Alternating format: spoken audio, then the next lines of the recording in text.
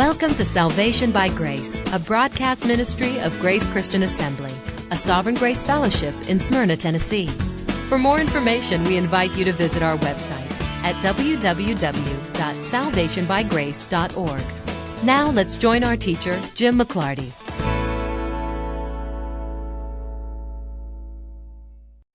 Good, thank you very much. Where would I be without you? Right here. That's right. I'd be right here. I'd be doing this.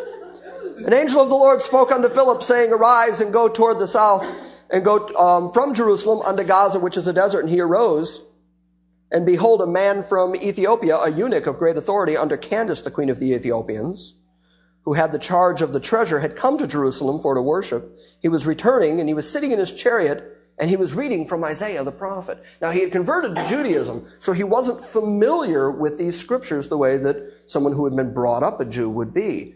So he's sitting and he's reading Isaiah, and he's trying to make heads or tails out of it. And verse 29 says, Then the Spirit said to Philip, Go near and join yourself to this chariot. You have to assume, if this is a man of great power in charge of the treasury, he's not alone. He's got a chariot, but there's going to be a train of people traveling with him and servants, and you wouldn't make that kind of journey without a small army because of the robbers and such that would attack in the area. And so he's got a bunch of people, and apparently they have stopped for a moment, and this man is sitting in his chariot and he's reading. Philip would be naturally afraid to go approach an Ethiopian band of that size, so the Spirit of God says to him, Go ahead, go approach the chariot.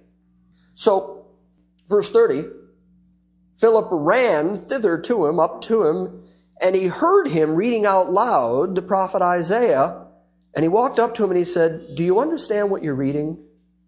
And he said, How can I, unless some man should guide me? Oh, well, there's the necessity of preachers right there.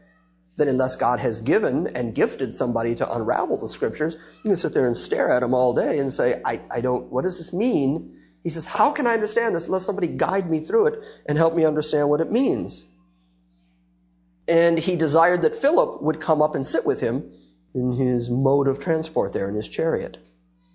Now, the place in the scripture where he read was this, according to verse 32. He read, He was led as a sheep to the slaughter, like a lamb dumb before his shearer, so opened he not his mouth. In his humiliation, his judgment was taken away, and who shall declare his generation? For his life is taken from the earth.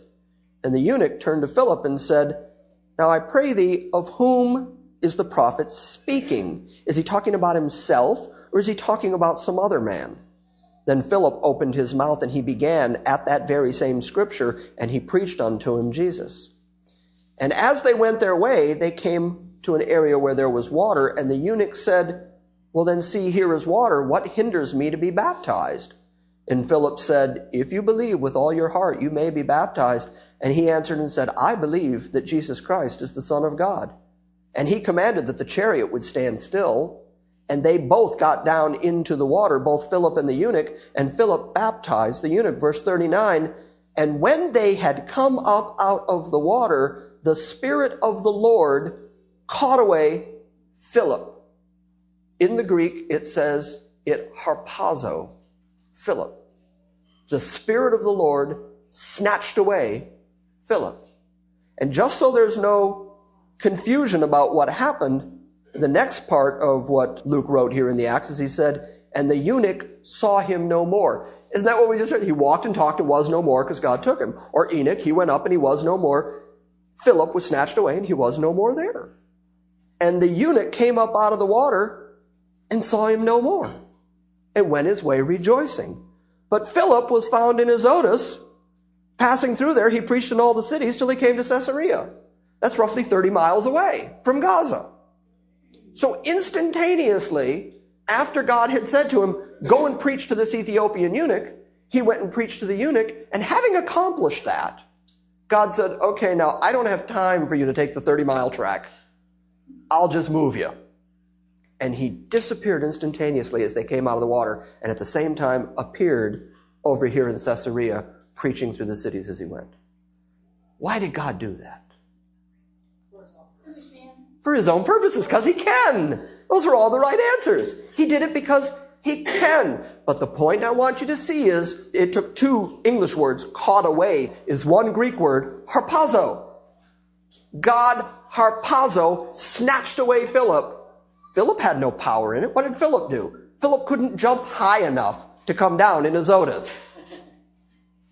But it says that the Spirit of God snatched him away and deposited him over here. And Philip, there he was. Okay, now, can I then say with some confidence that the concept of the snatching away, the harpazo, God snatching away, is that now a New Testament concept? We've seen it twice in the Old Testament. Now here it is in the New Testament. God just snatching people off the earth. Now, by the way, let me make one other distinction here. Does God have to snatch everybody in order to snatch somebody? No.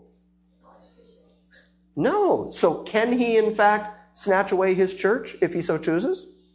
Sure. Is he required to snatch away everybody if he takes away some? No, because you see multiple examples in the Bible of him doing exactly what he intends to do, which is snatch away his people when he chooses to, completely by his own power. And sometimes he tells them about it in advance, which is why Elisha and the school of the prophets were all standing there waiting for it to happen. Because sometimes God predicts in advance he's going to do it. You can see the relationship building already, can't you? God told his church, I'm going to come and get you. So we're going to talk about the when of it. But in order to talk about the when of it, we have to start where Paul started. When Paul taught about the snatching away, he made it more than just God taking somebody off the planet. He talked about it being the resurrection for those people.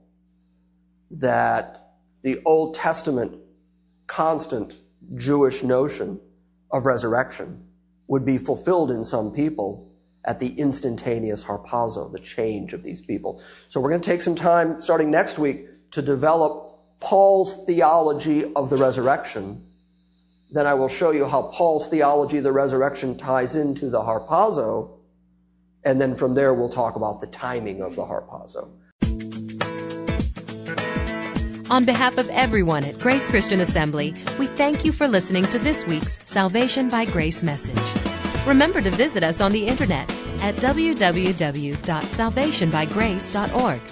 And we invite you to join us next time when we gather around the Word and study the sovereign grace of God.